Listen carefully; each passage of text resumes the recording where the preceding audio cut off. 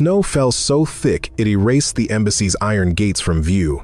Security lights flickered once, twice, then died completely. Inside, the gunfire had stopped too quiet, too sudden. Over the radio, a commander's voice cracked. "We've lost all contact, no survivors." But they were wrong. In the courtyard, painted red with blood and overlapping boot prints, one woman still stood, rifle in hand, breath smoking in the frozen night.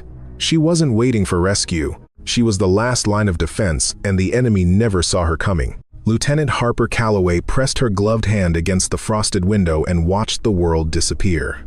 The embassy compound sat at the edge of nothing, mountains to the north, forest to the south, and between them, endless snow that had been falling for 36 hours straight. The roads were impassable. The supply convoy delayed. The skeleton crew on duty tonight numbered 12. 11 now. Johnson had caught the flu and been medevaced that morning. Harper turned from the window. The security office hummed with low-voltage monitors, displaying static-filled feeds from cameras that had been installed in the 90s. Lieutenant Marcus Webb sat at the main console, scrolling through weather reports on a laptop held together with electrical tape. "Storm's not letting up," he said without looking at her. "They're saying another 18 inches by dawn." Harper crossed her arms. 5 years as a Navy SEAL sniper had taught her to read patterns in chaos, to find the signal in the noise. Tonight, the noise was winning. Intelligence reports from the capital had been vague militia activity in the region, possible movement toward diplomatic targets, reliability assessed at 40%. 40% meant nothing and everything. "I'm doing another perimeter check," she said. Webb glanced up. "You just finished one." "Then I'll do another." Outside, the cold hit like a physical blow. Harper's breath crystallized instantly. She moved along the outer wall, boots crunching through snow that came up to her shins. The compound was 3 acres of bureaucratic architecture: main building, garage, auxiliary offices, all surrounded by 12-foot fencing topped with razor wire that now wore a coat of ice. 2 guards at the main gate, 1 on the roof. The rest scattered between shifts and sleep. She reached the northeast corner and stopped. Something felt wrong. Not wrong like a broken protocol or a missed checkpoint. Wrong like the moment before an ambush when the jungle goes silent. Harper scanned the tree line 200 meters out. Nothing moved. The snow fell in vertical sheets, erasing depth perception, turning the world into layers of gray. She keyed her radio. "Calloway to Gate 1. Status." "Static." "Gate 1. Report." More static, then a click. "Gate 1. All clear." Visibility's garbage, but it's quiet. Harper released the transmit button, but didn't move. Quiet was good until it wasn't. She'd learned that in Kandahar, in the half-second before an IED turned a routine patrol into a casualty report, the night held its breath. The snow continued falling. And somewhere in the dark, something was moving closer. The cameras died at 0237 hours. Harper was back in the security office when the monitors went black, one after another, like dominoes falling in slow motion. Webb lunged for the console, fingers flying across keys that did nothing. "Power surge?" she asked. "No. This is deliberate. Someone's cutting feeds." He grabbed the radio. "All units, we have a security breach. Gate teams, report immediately." Silence. Harper's hand went to her sidearm. "Stay here. Lock the door behind me." She moved through the corridor at a tactical pace, weapon drawn. Back to the wall, every sense dialed to maximum. The building was too quiet. No footsteps, no voices, no ambient hum of late-night activity. She reached the main entrance and peered through the reinforced glass. The exterior lights were out. In the courtyard, snow fell through absolute darkness. Then she saw the bodies. 2 guards at Gate 1, sprawled in positions that spoke of sudden violence. No muzzle flash, no sound. Professional kills executed with suppressed weapons and surgical precision. Harper's pulse kicked into combat rhythm. This wasn't a militia. Militias made noise, fired wild, relied on numbers. This was something else. Movement in her peripheral vision. She spun, raised her weapon. Webb burst through the doorway behind her, face white. "They're inside," I heard. The window exploded. Glass and snow and gunfire erupted in a chorus of chaos. Harper hit the floor, pulling Webb down with her. Rounds punched through walls, shredded furniture, transformed the entrance hall into a kill zone. She counted muzzle flashes, 4, no, 5 attackers, moving with choreographed efficiency. "Fall back," she shouted. "Second floor, now!" They scrambled through the smoke and debris, taking stairs 3 at a time. Behind them, boots thundered in pursuit. Harper spun at the landing, fired 3 controlled bursts, buying seconds, not victory. The attackers barely slowed. In the security office, Webb slammed the door and threw the deadbolt. Harper checked her magazine. 18 rounds left. She had 2 more mags on her belt. Against a force this organized, it might as well be nothing. "Radio," she said. "Emergency channel." Webb grabbed the secure radio, dialed through frequencies until he found the command net. "Mayday! Mayday! This is Embassy Station Delta. We are under attack by unknown hostiles. Multiple casualties. Request immediate." A burst of static drowned him out. Then a voice, cold and American. "Station Delta, this is Oversight Command. We're tracking your situation. QRF is wheels up, but they're 40 minutes out minimum. Can you hold?" Harper looked at the door already, shuddering under the impact of a battering ram. "Negative," she said. "We cannot hold." The door lasted 90 seconds. Harper and Webb had already gone, slipping through a maintenance access that led to the roof. Cold air hit like a hammer as they emerged into the storm. Snow reduced visibility to arm's length. Harper, oriented by memory, roof access was central. Fire escape on the east side. Garage below to the west. "Where's Ramirez?" Webb shouted over the wind. He was on roof duty. Harper saw the answer before she could say it. A body lay crumpled near the satellite array, partially buried in snow. She checked for a pulse anyway. Nothing. Ramirez had been dead for at least 10 minutes, killed before the attack even started. "They've been planning this," she said. "Taking out guards, cutting communications, timing it to the storm." Planning what? This is a third-tier embassy in the middle of nowhere. There's nothing here worth. Gunfire erupted below. Screams followed, cut short. Harper moved to the edge and looked down into the courtyard. Dark figures moved methodically through the snow, clearing the garage, executing survivors. She counted bodies. Patterson, Kowalski, Henderson, from communications. Webb's radio crackled. A broken voice. "Any survivors? Main building compromised. They're everywhere." Then, nothing. Harper grabbed Webb's shoulder. "How many staff are left?" "I don't know. Maybe 6? 7? A grenade detonated inside the building. The roof shook. Fire bloomed in a second-floor window. "We have to go," Webb said. "Jump to the garage roof. Get to the vehicles." "No." Harper's voice cut through the wind. "They'll have that covered. Our only chance is to make it to the panic room. The panic room's in the basement. We'll never." "We have to try." They descended through smoke and chaos. The stairwell was a scene from hell, blood on the walls, spent brass littering the steps, the acrid smell of cordite mixing with burning plastic. On the first floor, Harper heard voices speaking Russian. She held up a fist. Webb froze. 2 hostiles in the corridor ahead, backs turned, sweeping rooms. Harper made a split-second calculation. Shooting would alert the others. Waiting meant getting trapped. She moved. Muscle memory took over. Close the distance, control the weapon, strike fast. The first man went down with her arm around his throat. The second turned, started to raise his rifle. Webb lunged forward, drove his knife into the man's ribs. It wasn't clean. It wasn't quiet. But it worked. They dragged the bodies into a supply closet. Harper took the fallen rifle and AK-105 with a suppressor and thermal optic, military-grade hardware. She checked the magazine. Full. "Basement," she whispered. They were halfway down the stairs when the explosion hit. The building shook. Lights flickered and died. In the sudden darkness, Harper heard screaming, wounded, terrified, human. Webb grabbed her arm. That came from the panic room. The basement corridor was flooded with emergency lighting the color of old blood. Harper moved along the wall, rifle raised, every shadow a potential threat. Behind her, Webb's breathing came in ragged gasps, adrenaline wearing off, reality setting in. The panic room door hung off its hinges. Someone had used shaped charges, precise, professional work. Inside, 3 bodies lay in pools of spreading blood. Harper recognized Ambassador Catherine Walsh by her gray hair.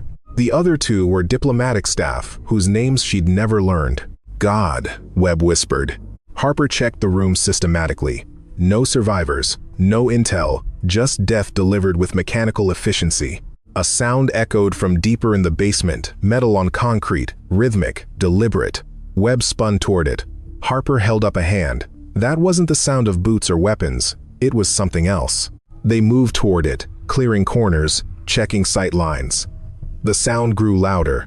Then, Harper saw the source. A pipe had burst in the mechanical room, water hammering against the floor in steady percussion. And beyond it, a door marked Archive. Harper, Webb's voice was tight. We need to go. Out the service tunnel, through the woods. Wait. She tried the archive door. Locked. She stepped back, kicked it hard. The lock held. She kicked again. On the third impact, something inside moved. Not the lock, but something beyond it. Someone's in there, she said. Or something's falling apart. This whole place is coming down. Harper put her ear to the door. Breathing. Faint but unmistakable. Federal agent, she called through the wood. I'm coming in. Move away from the door. She put 5 rounds into the lock mechanism.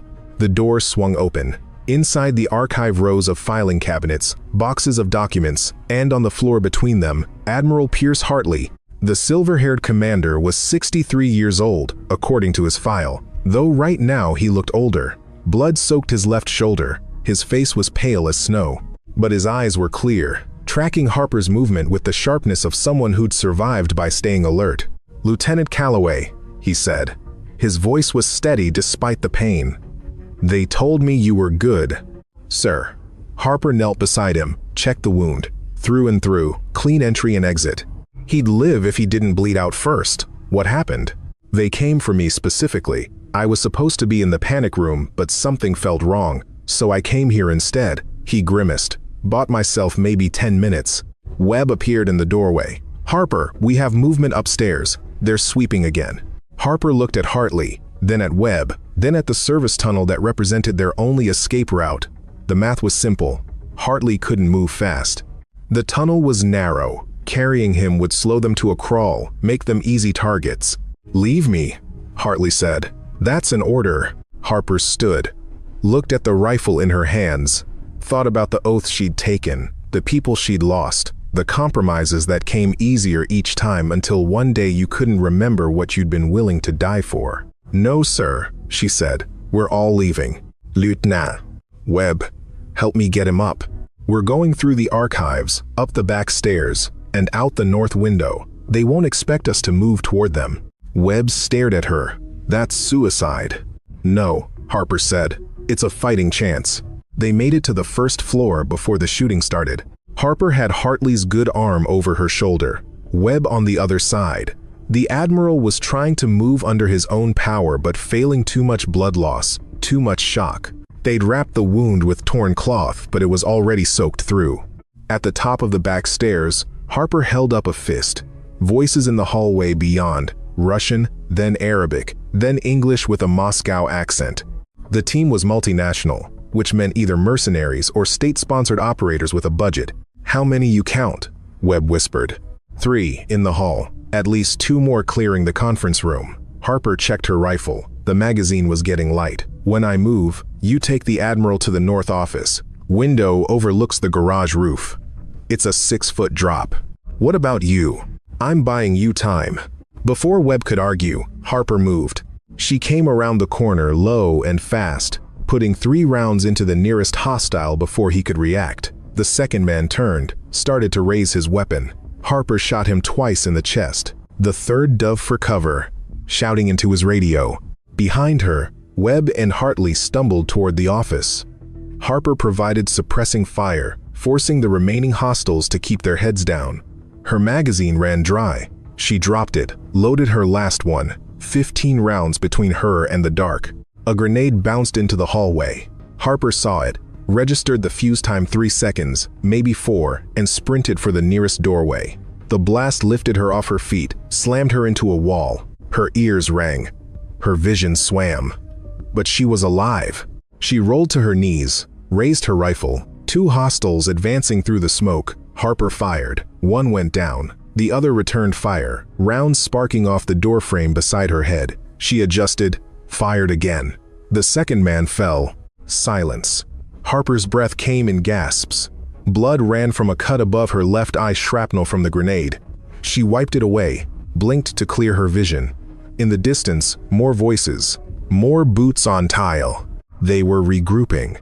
They'd been expecting minimal resistance, a quick in and out. Now they were angry.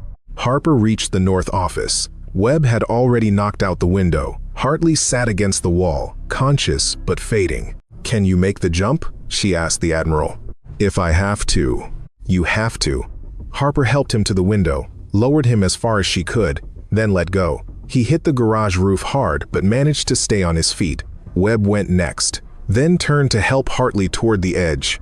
Harper was about to follow when she heard it movement in the hallway, fast and coordinated. They were coming.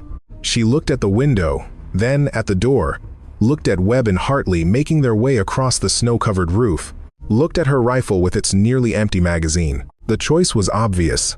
She just didn't like it. Harper grabbed a desk, shoved it against the door. It wouldn't hold long, but it didn't need to. She positioned herself by the window, rifle aimed at the hallway beyond. When they came through, she'd make every shot count. The desk held for 43 seconds. Harper watched the door splinter under the impact of boot heels and rifle butts. She counted seconds, controlled her breathing, found her center.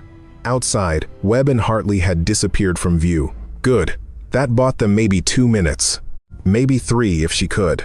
The door exploded inward. Harper fired twice, caught the first man in the doorway. He fell back. A hand reached out, pulled him aside. Then, smoke grenades came through, filling the office with white phosphorus haze that burned her throat and stung her eyes. Harper fired blind, aiming for where the smoke was thickest. Her magazine ran dry. She dropped the rifle, drew her sidearm. 12 rounds, make them count. A shape moved through the smoke. Harper fired, missed. The shape returned fire, suppressed rounds that punched through the wall beside her head. She dove left, came up firing. This time she didn't miss. But there were more. Always more. Harper backed toward the window. Her foot hit broken glass. She stumbled, caught herself on the frame. Behind her, a 6-foot drop to the garage roof. Behind that, the courtyard. Behind that, the fence and the forest, and maybe survival.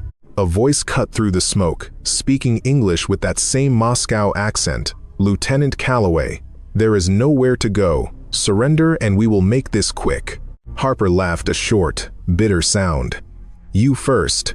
She went through the window backward, firing as she fell. Hit the roof. Pain exploded in her ankle, twisted, maybe broken.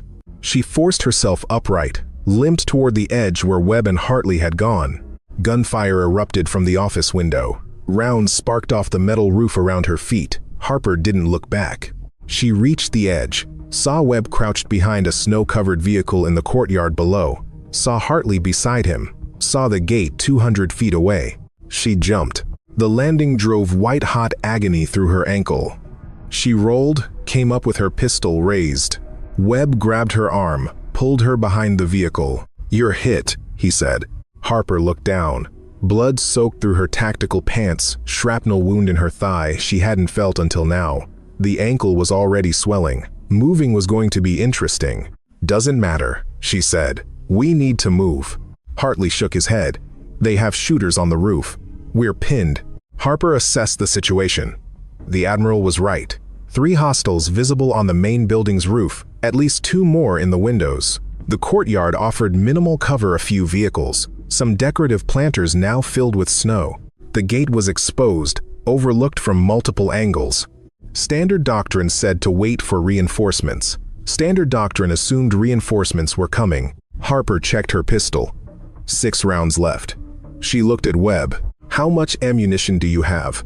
"1 magazine, maybe 20 rounds. 26 rounds between them, against a force that had already killed 11 people and showed no signs of stopping. The math was getting worse by the second.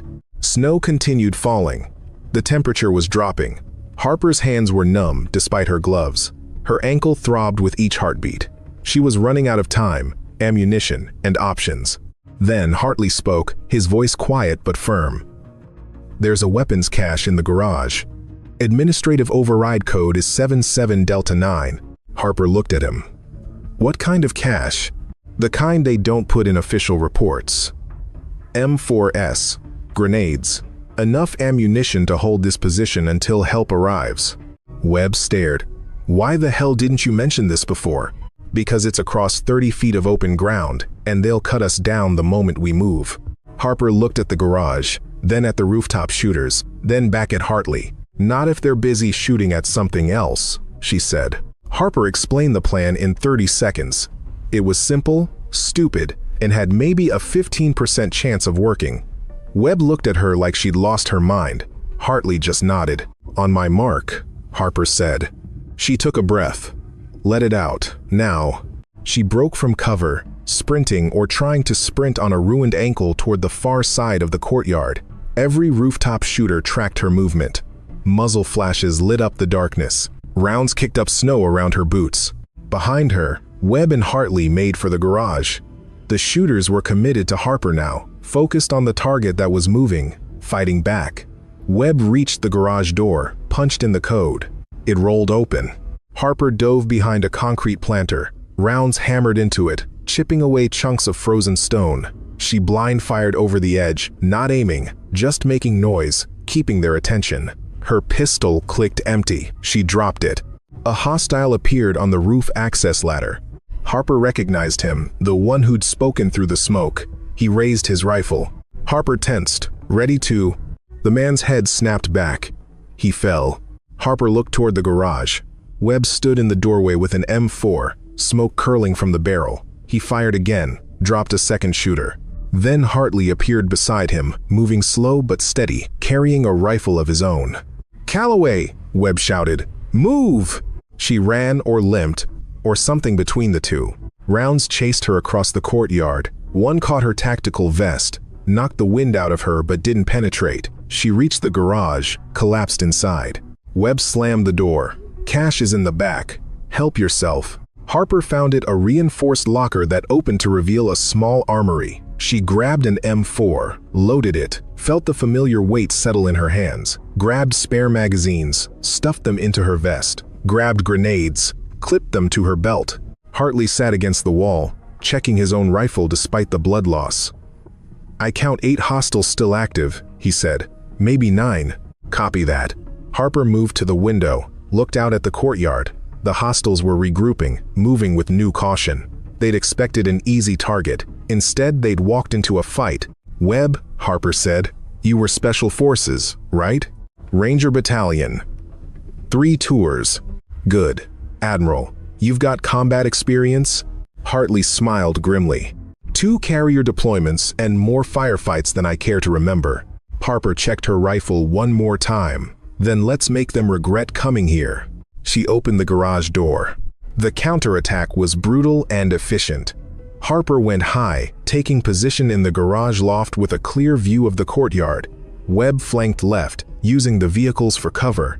Hartley, despite his wound, held the center. The hostiles tried to advance. Harper cut them down with precise 3-round bursts, chest, head. Webb's fire came in controlled pairs, each shot finding its mark. Hartley moved like a man 30 years younger, suppressing, advancing, making every round count. The enemy fell back, regrouped, tried again. Harper threw a grenade into their staging area. The explosion scattered them. Webb capitalized, moving forward, taking ground. 10 minutes into the fight, the hostile radio chatter changed from confident to concerned to desperate. They hadn't planned for resistance. They definitely hadn't planned for this. Harper saw the moment they broke, a collective decision made in silence, transmitted through glances and hand signals. The remaining hostiles retreated toward the gate, laying down covering fire. "Hold fire," Harper ordered. "Let them go." Webb looked at her. "We could. They're done. We won." She watched the last hostile disappear into the forest. The courtyard fell silent, except for the wind and the falling snow. In the distance, she heard the sound of helicopter rotors. The Black Hawks came in low and fast, running lights dark, rotors beating snow into horizontal curtains. Harper watched from the garage doorway as the first one touched down in the courtyard. Quick reaction force, 12 operators in full tactical gear spilling out before the skids hit ground. The team leader approached at a run. Captain Reeves, according to his name tape, young, competent looking, carrying enough weapons to start a small war. "Lieutenant Calloway," he said. "That's me." Jesus. He looked past her at the courtyard, littered with bodies and spent brass. "What happened here?" "Hostile force hit us at 0237 hours. Professional operators, well-equipped. They were after Admiral Hartley." "The Admiral's alive?" "Wounded but stable. Inside the garage." Reeves keyed his radio, called for a medic. "How many hostiles?" "I counted 14 initially. Maybe 3 got away." "And your team?" Harper's throat tightened. 11 KIA. 3 survivors, myself, Lieutenant Webb, and Admiral Hartley. Reeves's expression went from surprised to grim. "You held off 14 hostiles with 3 people?" "We didn't have a choice." The captain studied her, blood-soaked, limping, holding a rifle like it was the only thing keeping her upright. "Hell of a stand, Lieutenant." Harper said nothing. The medics were with Hartley now, stabilizing him for transport. Webb sat on a crate, staring at nothing, the adrenaline crash hitting hard. The QRF operators fanned out, clearing rooms, checking bodies, securing the perimeter. One of them approached Reeves. "Sir, we found something in the main building. You need to see this." Harper followed them inside. Up the stairs, the same stairs she'd fought down hours before. In what used to be the ambassador's office, they'd found a laptop, still open, displaying what looked like embassy floor plans with annotations in Cyrillic. "They knew exactly where everything was," Reeves said. "This wasn't improvised." "No," Harper agreed. "This was planned months in advance. Someone gave them intel." "Any idea why they wanted the Admiral?" Harper thought about the panic room that had been breached with shaped charges, the precision of the assault, the focus on Hartley above all other targets. "He knows something," she said. "Something worth killing 11 people to get to." Outside, the Black Hawks were spinning up again. The medics had Hartley on a stretcher, moving him toward the first bird. Harper walked to him, knelt beside the stretcher. "Sir," she said. "What were they after?" Hartley looked at her with eyes that had seen too much tonight. "Project Nightfall. I have the only copies of the documents. That's why they came." "What is it?" "Something that can't fall into the wrong hands. Something worth dying for." He gripped her arm. "You saved my life tonight, Lieutenant. You saved more than that. The nation owes you a debt." "Just doing my job, sir." "No." His voice was firm despite his weakness. "You went beyond duty. Way beyond." The medics loaded him onto the helicopter. Harper stepped back as the rotors increased speed. Snow and exhaust washed over her. She watched the Black Hawk lift off, bank east toward the capital. Webb appeared beside her. "We're being evacuated too. They want statements, debriefs, the whole 9 yards." Harper nodded. She looked back at the embassy, at the building she'd defended with everything she had, at the courtyard where 11 people had died, at the snow that was already beginning to cover the evidence. "Lieutenant?" Webb said. "Time to go." "Yeah." She turned away from the compound. "Time to go." The debriefing lasted 3 days. Harper spent most of it in a secure facility outside the capital, answering questions from people who hadn't been there, who couldn't understand what it felt like to be outnumbered 5 to 1 in a building that was coming apart around you. They wanted details, timelines, body counts. She gave them everything, laid it out in the flat, precise language of after-action reports. 11 friendly Kia, 14 hostile Kia, 3 hostile escaped. Mission objective: protect embassy personnel and classified materials partially achieved. On the 4th day, she was summoned to a different kind of meeting. A conference room with no windows, 3 intelligence officers, and Admiral Hartley, his arm in a sling but otherwise looking remarkably recovered. "Lieutenant Calloway," one of the officers began. "We've reviewed your statement and the physical evidence. Your account is consistent with what we found." "Yes, sir. However, there are certain aspects of this incident that require discretion. The nature of Admiral Hartley's work, the identity of the hostile force, the implications for ongoing operations, these are matters of national security." Harper saw where this was going. "You're classifying the real story. We're protecting critical intelligence. The official report will state that the embassy was attacked by an unidentified militant group. No mention of Project Nightfall. No mention of the Admiral's specific role. And the 11 people who died will be honored for their service. Their families will be told they died defending American interests abroad. Which is true. It's not the whole truth. No, the officer agreed. But it's the truth they can know. Hartley spoke for the first time. Lieutenant, I know this isn't what you want to hear, but there are larger considerations at play. If our adversaries knew how close they came to acquiring Nightfall, it would trigger a response we're not prepared to handle. Harper looked at him. With respect, sir, 11 people are dead. They deserve to have their story told. Their story will be told, Hartley said. Just not all of it. Not yet. The meeting ended 10 minutes later. Harper walked out into a gray morning, the kind of light that made everything look washed out and temporary. Webb was waiting in the parking lot, leaning against a government sedan. How'd it go? He asked. They're burying it. The real story, I mean. Webb nodded slowly. Figured they would. You okay with that? Harper thought about the courtyard covered in snow and blood, about Patterson and Kowalski and Henderson and all the others whose names would appear in a classified file that would never see daylight. I don't know, she said. Ask me again in a year. 3 weeks later, Harper stood in the snow again. Different snow, different country, but the cold felt the same. Andrews Air Force Base, a memorial service for the 11 who died at the embassy. Honor guard. Flag-draped caskets. Families who would never know the whole truth. She wore her dress uniform and said the right words to the right people, accepted their thanks, their condolences, their promises that the fallen would be remembered. Every handshake felt hollow. Every word of comfort rang false. After the service, Hartley found her standing alone by the flagpole. Lieutenant, he said. Sir. They stood in silence for a moment, watching snow fall on the parade ground. You're angry, Hartley said. About the classification. Yes, sir. Good. Stay angry. It means you still care. He turned to face her. But understand this, what you did that night mattered. Not just for me, not just for Nightfall, but for every person who'll never know how close we came to catastrophe. They should know, Harper said. The families, at least. They deserve to know their people died for something more than a vague threat. Maybe one day they will. When the classification expires, when the strategic situation changes, Hartley's voice softened.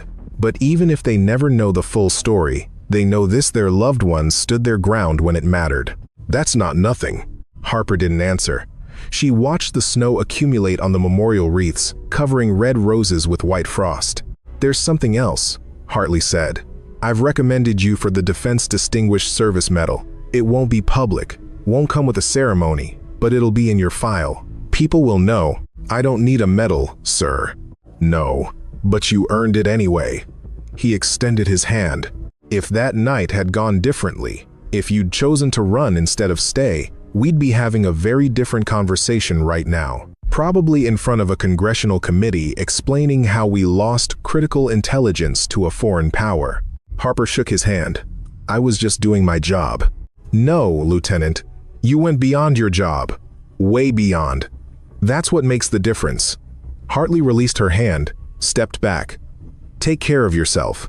And if you ever need anything at all, you have my number. He walked away, leaving Harper alone with the falling snow and the memory of a night that would live in classified files but never in history books. Webb appeared from the chapel, hands in his pockets. You ready to go? Yeah. Harper took one last look at the memorial. I'm ready. They walked to the parking lot together. Behind them, snow continued falling on Andrews, on the memorial, on the place where 11 names had been added to the long list of those who served in silence. The official story would say they died defending an embassy from militant attack. The truth was more complicated, more classified, more important than anyone would ever know. But Harper knew. Webb knew. Hartley knew. And on that frozen night, when the world narrowed to gunfire and snow and the desperate mathematics of survival, one woman had stood her ground when everyone else said run. She'd held the line. She'd paid the price.